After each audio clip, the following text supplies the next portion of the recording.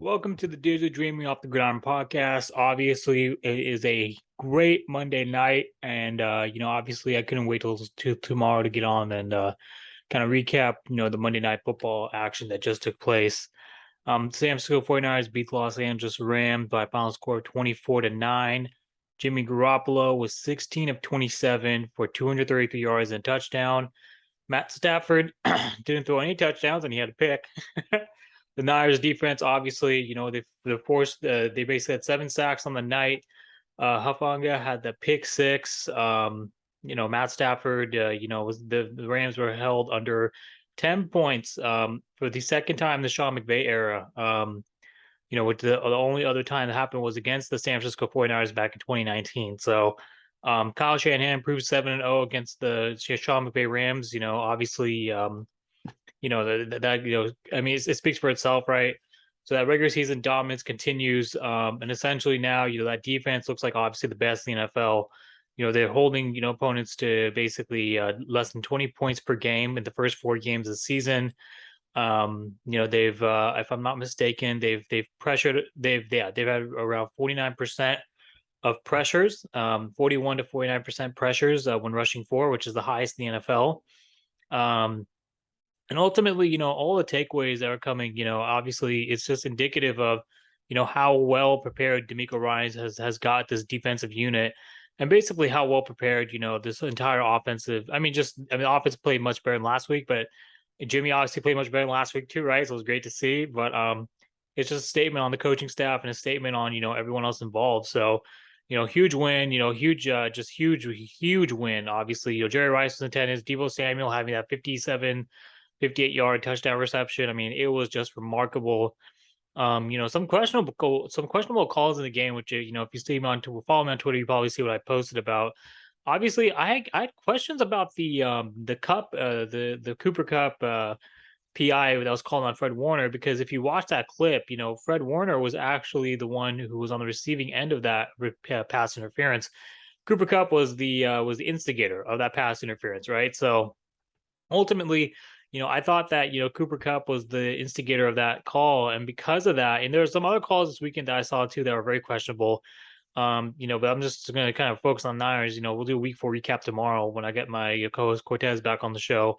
But I just really, really thought that, a lot of the refereeing and the calls, obviously, the PIs, even so for some of the non-holding calls called against the San Francisco 49ers, kind of defensive line, Nick Bosa has been mauled every single week. I mean, anyone can see that. And ultimately, I think that, that the referees need to start calling those a little bit more. Obviously, Nick Bosa has 6 sacks through the first 4 games of the season. And not only that, I mean, Matt Stafford, on the other side of the ball, Matt Stafford basically is tied. I think he's second place in sacks with, I believe, 16, one less than Carson Wentz, 17 for the league high most sack QB. So obviously that Rams the offensive line is hurting without Andrew Whitworth, and obviously Andrew Whitworth being retired, you can see the new shakeup in the line, and it's been a completely different offensive unit since. Obviously Odell Beckham Jr., you can see that they're missing him. They targeted Cooper Cup, I think, 63 times today. Allen Robinson was also trying to, which was trying to get open, but he was losing those matchups in the red zone. I mean, he was getting to the end zone, but every time he got there, he was losing the matchup, whether it was Charvarius Ward, right, with that great tip, or whether it was the I forget the on the left side. Yeah, Mosley, of course. Yeah. How can I forget that? Yeah, and Mosley on the other side, right? So I mean and obviously Hufnaga kind of jumping the route, picking the ball, taking it to the house. I mean the secondary played great. Everyone gets an A, I think, if on the defense side of the ball. Pass rush gets an A. Fred Warner, Greenlaw, they all get an A. Obviously, Mosley, Hafanga, Charvarius Ward, they all get A's, across the board. I really enjoyed watching this game, this unit play. I mean, it was a really fun game to watch, right? Um, Let me see if I can post some more stats real quick from this game. And actually, let me talk about my fantasy while I do that.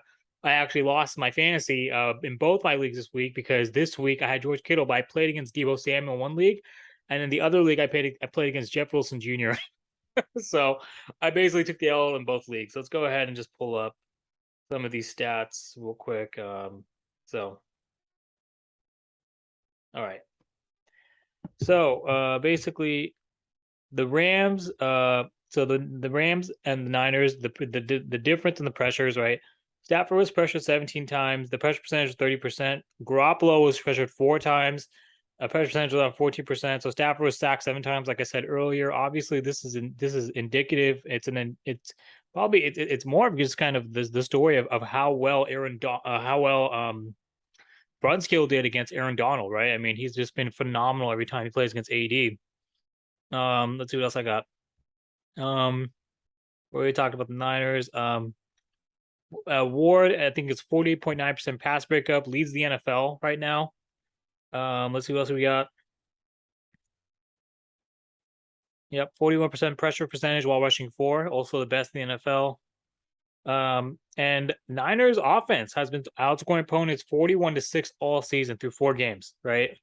So that's also, I mean, phenomenal. I mean, the whole team played great. Ultimately, I would like to see more. Kyle, I mean, just offensively a little bit. I think there was one route, where Jimmy basically had juice check, over the top. He got free, and then he didn't look his direction. He tried to hit Kittle, and it was broken up. But juice check was wide open, and I'm not sure why he missed him. But ultimately, I think I mean, the defense played so well today that it was. I mean, it didn't matter. you know. Significant win. Obviously, Niners are now first place in NFC West. And also, yeah, let me read the stat lines between Deebo Samuel and Cooper Kupp. Cooper Kupp had 14 receptions for 122 yards, 0 TDs, 8.7 yards per reception. Deebo Samuel had only 6 receptions for 115 yards, 19.2 yards per reception, and a touchdown. I mean, that's insane. That's why I lost my other league, Deebo Samuel. One league I lost to Jeff Wilson Jr., who had a touchdown. The other league I lost to Deebo Samuel, and I could care less about winning or lose fantasy league because that shit doesn't fucking matter. It's about the Niners, baby. FTDB, right? Yeah, I mean, all around, I mean, the team played great. I thought Jimmy made some really good decisions. He got rid of the ball. Sometimes where I thought he was going to take the sack, he didn't get sacked once. I mean, he was playing great. I mean, I think we need to give Jimmy a little bit more credit based on how he played this week, as opposed to last week. You know, Russell Wilson also gave some love, to Deebo. He called it the Deebo special. I think there was another call, I think defensively, where I thought it was a little bit. Oh yeah, 49ers. Oh, sorry, one more defensive stat. 49ers have allowed 0 first downs on 50% of the drives, which leads the NFL, right? So I mean, these are just remarkable stats. The defense is fucking nasty all across the board. Yeah, man. I mean, I'm not really sure what else needs to be said. First place in the NFC West. So looking forward, obviously, we have some games coming up, which are pretty. I think they're winnable games. Next 2 games are against NFC South. So obviously, we're going to go on the road, 2-game road trip against Carolina Panthers this next week, and then we also follow that up against the Atlanta Falcons, the second place team in the NFC South. I think the Carolina Panthers game should be a win, based on how they played last week against the Arizona Cardinals. I also think I think hopefully, if we can win that game, then when we go on the road to go play, the Falcons at the Mercedes-Benz Superdome, we can have some luck there too. But the Falcons are a very good team. I mean, they're a much more improved team than last year with Marcus Mariota at QB and Cordell Patterson, still doing his thing. They're a really good team. Let's just say, putting it very simply. I mean, that the Falcons are a very good team, right? So, I mean, the Niners cannot get into any more trap games. I think they should have won last week as the Broncos. The offense couldn't get anything going in week 1 against the Bears. Maybe if Jimmy played, it would be a different story. I don't know. But I mean, the Niners should technically, in my opinion, they should be 4-0, but that's the NFL. Should, would have, could have doesn't count, right? So, Shannon Sharp also said, on Twitter that, that was a great defensive game plan by D'Amico Ryans. I'm sure he's going to talk about it on Dispute tomorrow, just Skip Bayless. Ultimately, I also like the fact that, we saw a lot of great kind of, they mixed up a lot of the coverage schemes, the packages, right? It confused the offense. And I think if D'Amico Ryans keeps calling this defense, just the way he's calling it, through the end of the season, the Niners could definitely win the war of the NFC West and possibly even the number 1 seed in the NFC. You never know. So his team is definitely Super Bowl ready. This night proved it. They basically, almost eradicated their primetime blunder from last week with this week's performance.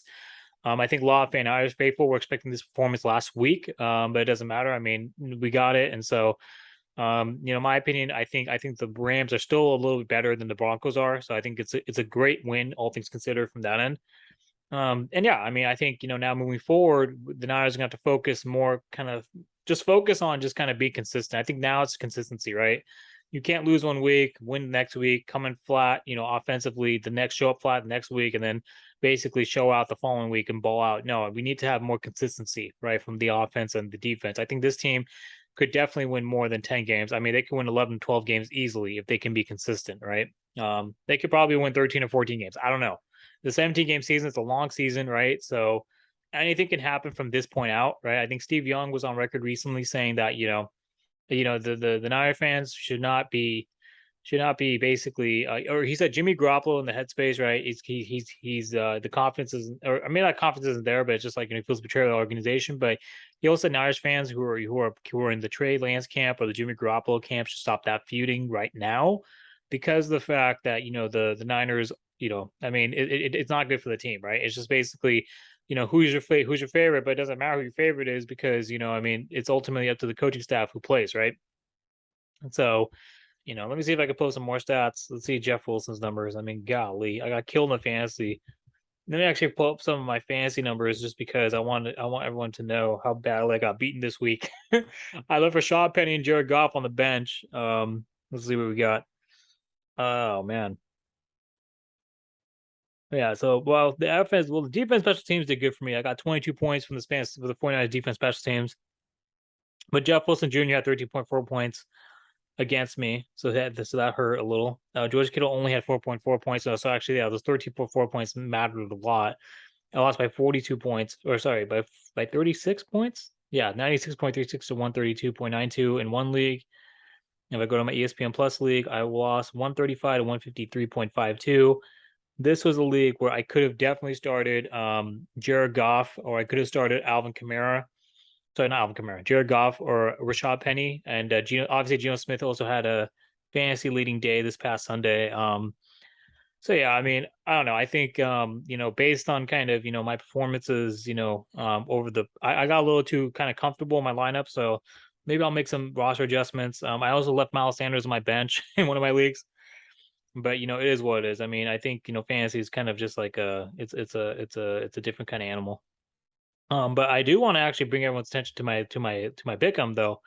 I basically went 40 and 23 this week. I picked the Bengals, the Vikings, the Falcons. I picked the Lions incorrectly. I picked the Titans correctly. I incorrectly picked the Steelers, picked the Bills correctly, Chargers correctly, Cowboys, Eagles, Giants, Cardinals, Packers, Raiders. Incorrectly picked the Buccaneers, correctly picked the Niners. So this week I went 13 and 3. So I'm 40 and 23. I'm the 99.5 percentile. I've gained 400 points. I'm in the 4,000 ranking. And there's one fan, so Lucky Larry and some other guys 49-14. That's and so I'm 40 and 14. So I'm close. I mean, I think I'm doing pretty good so far, a quarter way of the season.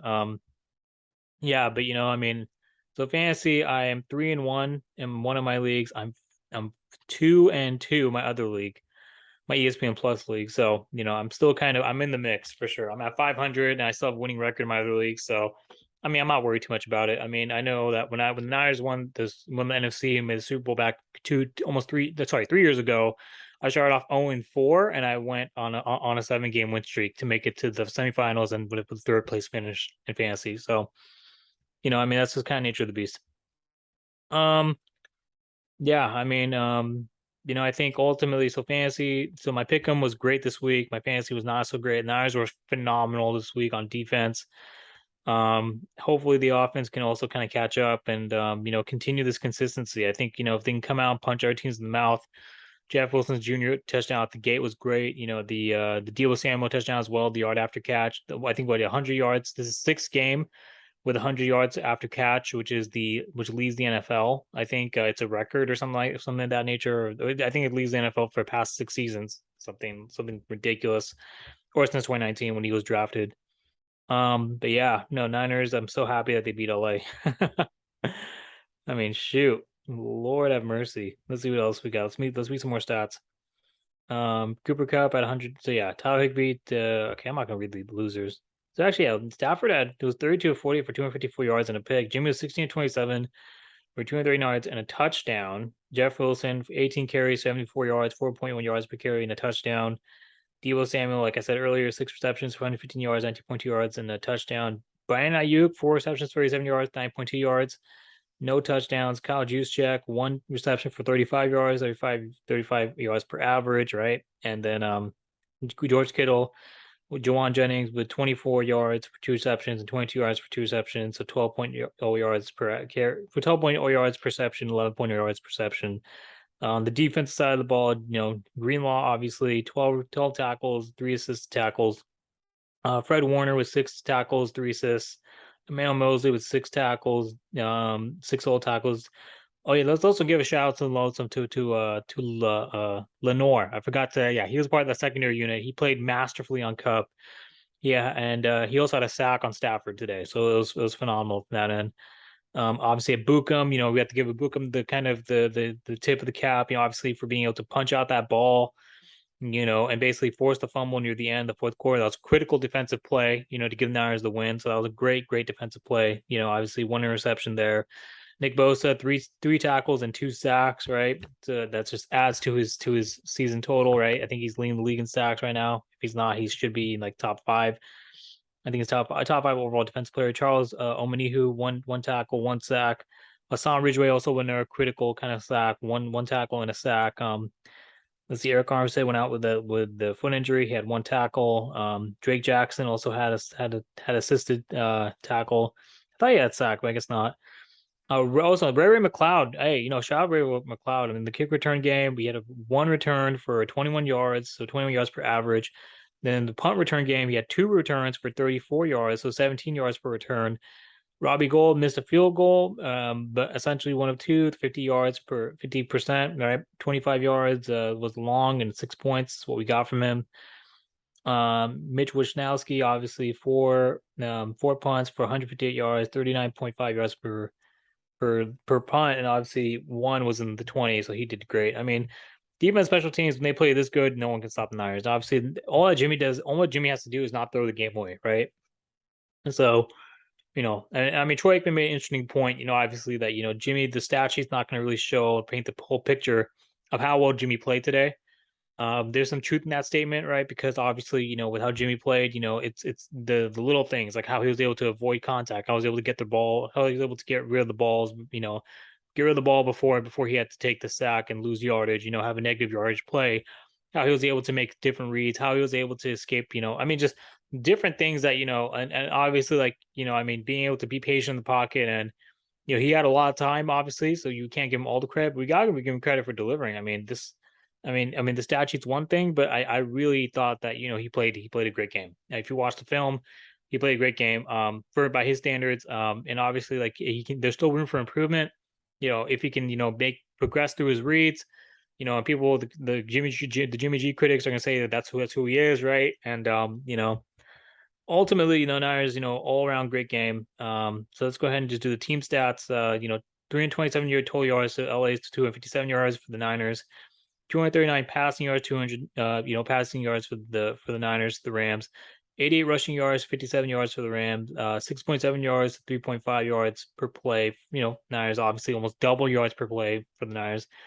Only 13 first downs to 21 first downs. Interesting. So yeah, and same number of third downs. 5 of 15 for the Rams, 5 of 12 for the Niners. So a little more efficient for the Niners, but around roughly around the same. LA was 2 of 2 on fourth down. Niners were 0 of 1. Total plays executed. So LA, basically, they ran 73 plays. The Niners ran 49. Again, sacks allowed, 7 for Los Angeles, 0 for the Niners. 4 punts for the Rams, 4 for the Niners. Penalties, 1 for 5 yards for the Rams, 4 for 25 for the Niners.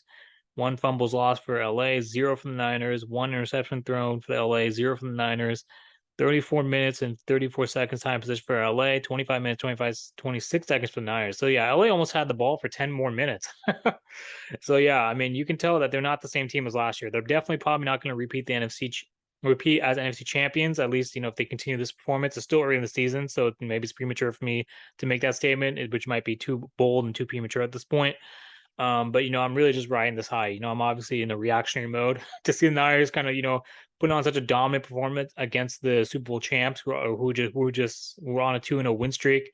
They just, beat the Cardinals, right? They beat they beat the Falcons, right? In my opinion, they're a pretty good Falcons team. If you listen to Circle Back to You, Jason Wilson, who I'll be on with tomorrow, you can hear that, pick is we're gonna hear that from that end as well. But shout out to Niners. I know Kyle and Jimmy, they're on the podiums right now. They're probably talking about the games. I think Kyle basically said that there was a play where if George basically was kept his both feet in bounds, if Kittle had that touchdown, right? I think in the third quarter, then he thought the game could have been blown wide open, but obviously he wasn't able to keep both feet in bounds, and so Niners had to settle for the field goal, right?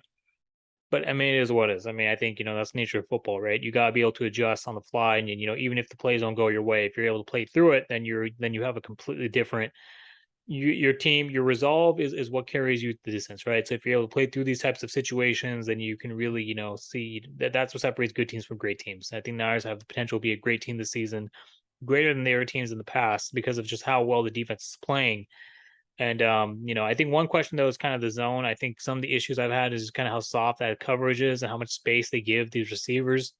I think if D'Amico Ryans really wants to be effective against another, I mean, obviously the Rams are an elite passing team with elite receivers on their ball, great playmakers, but I think for the other elite teams with elite receivers who now are going to play like in the season, such as Kansas City as well as the Buccaneers, they do have to kind of tighten up that a little bit. But hey, I mean, if they can keep up this play against Patrick Mahomes in 2 to 3 weeks, keep up Buccaneers, I think week 14, 15, whenever we play them, please keep up again against the Rams. There's no reason why, this team can't, go out and win the Super Bowl. So, anyways, that's my reaction for today. Fantasy, Niners, all things, Monday Night Football. Obviously, Niners are first place in the AFC West, so I'm pretty hyped for that. Hope you guys enjoy this episode. Hope you guys enjoy the game. I'm hoping that we can get more rings to add, more to add to that right there, right behind me. I mean, if we can get more for that, that I can get more replicas. Not trying to blow any money, but yeah, it'd be great. Anyways, everyone, thank you all for tuning to this episode. So yeah, if you have any other comments, feel free to subscribe, comment, share.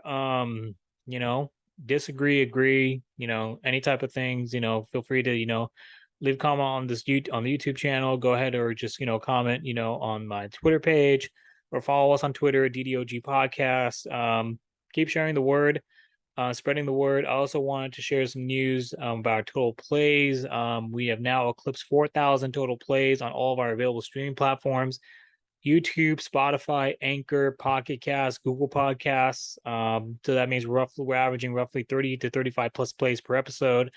So thank you everyone who have tuned in. And thank you everyone for spreading the word. Keep doing that. It's obviously better for our brand and better for the reach of the podcast. And if you like this and you find it insightful, share with your friends and keep spreading the word. So anyways, everyone, that's my instant reaction for Monday. My fantasy recap. I'll be back on tomorrow with my co-host Cortez Branch. Granted, nothing else, falls into play because you know how it is with book and guess.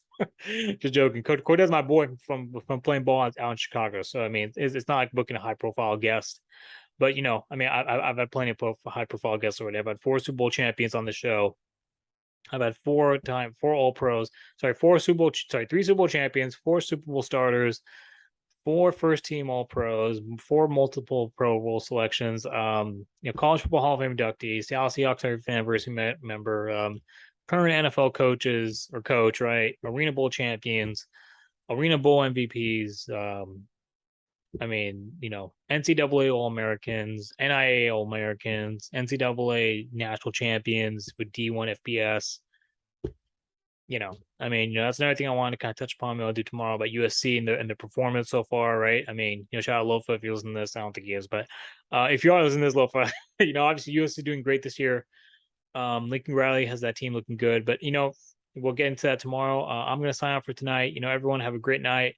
Niners are back on top of the NFC West. It's a great day, right?